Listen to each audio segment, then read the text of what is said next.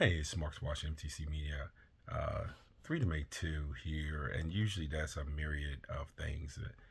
Today, I think we're going to stick to one, and that's the whole idea of expansion and should the NBA had expanded. And so, obviously, we are well down the road to Seattle and Las Vegas getting their own teams.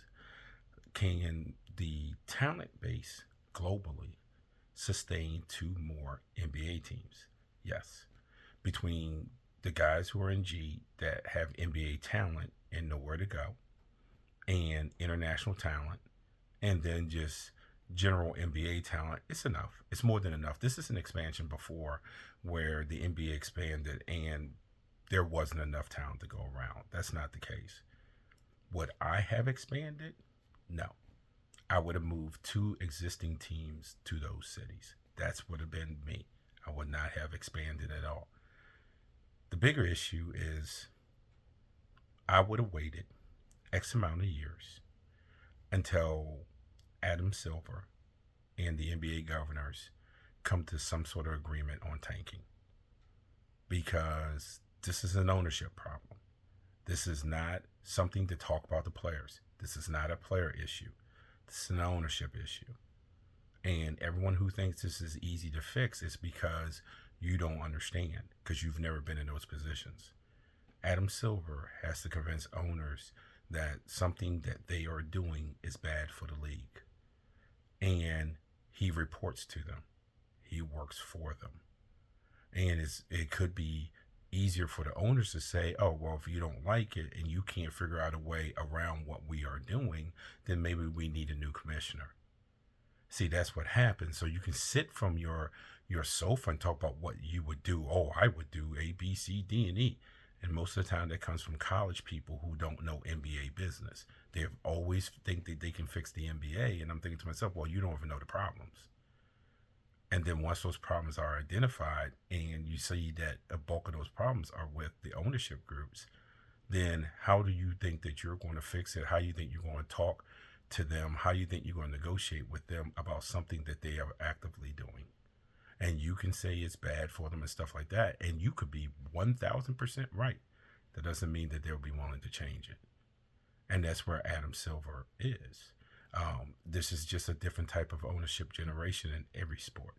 This is not David Stern when most of the league was mom and pops and he could go and kind of say, this is what we're going to do. This is why we're going to do it. And they would get down. This is not what they have. These, and you've heard me say this, and it's a spinoff of what Ted Leonsis said. These ownership groups, these teams with ownership groups, is an asset in a portfolio. That's a lot different than the way that the mom and pops that own NBA teams thought. So the line of thinking is not the line of thinking from previous generations from ownerships.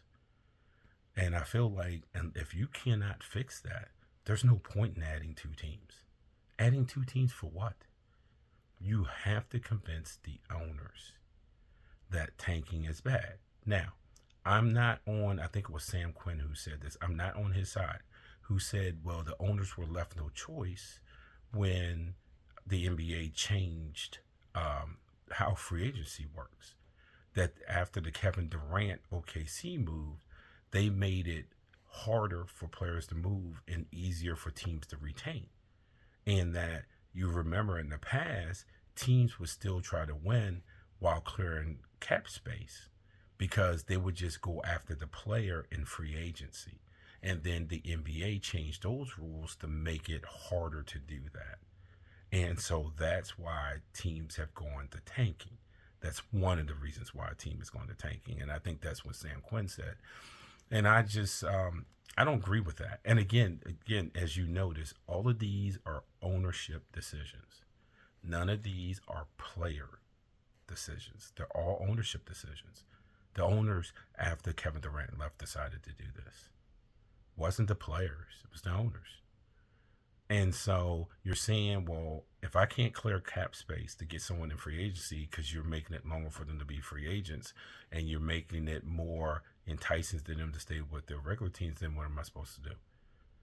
And this is just a bad move for the NBA. And it's got to be figured out where you can't have a third of the league tanking. You just can't, or a quarter of the league tanking. You just can't do that. And so until they figure that out, I was just not big on expansion. Again, Seattle and Vegas deserve to have teams. There's no doubt about it. But if you move teams, existing teams, then you wouldn't have had to bring them in together. So my first move was I would have moved I would have moved the Grizzlies to Seattle. There's no doubt in my mind that would have been my first move. We would figure out later who's going to Vegas, but certainly I moved Grizzlies to Seattle. And that way you get a team in Seattle, you get out of a market that you don't need in Memphis, and you're not necessarily adding players to the ledger. And I thought that would have been the smart move. Now, it might have been the unpopular move at the time, but that would have been a smart move for the league. So I'm not anti-expansion.